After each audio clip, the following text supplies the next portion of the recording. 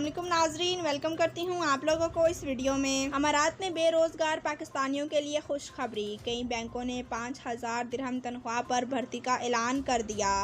मुत्तहिदा अरब अमारात में इस वक्त हज़ारों पाकिस्तानी बेरोज़गार और बहुत परेशान हैं।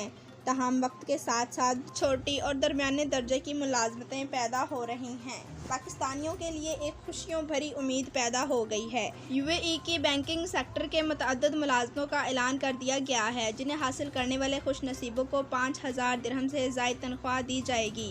खलीज टाइम्स के मुताबिक अमारात के कई बैंकों ने सेल्स ऑफिसर के लिए नौकरियों का ऐलान किया है।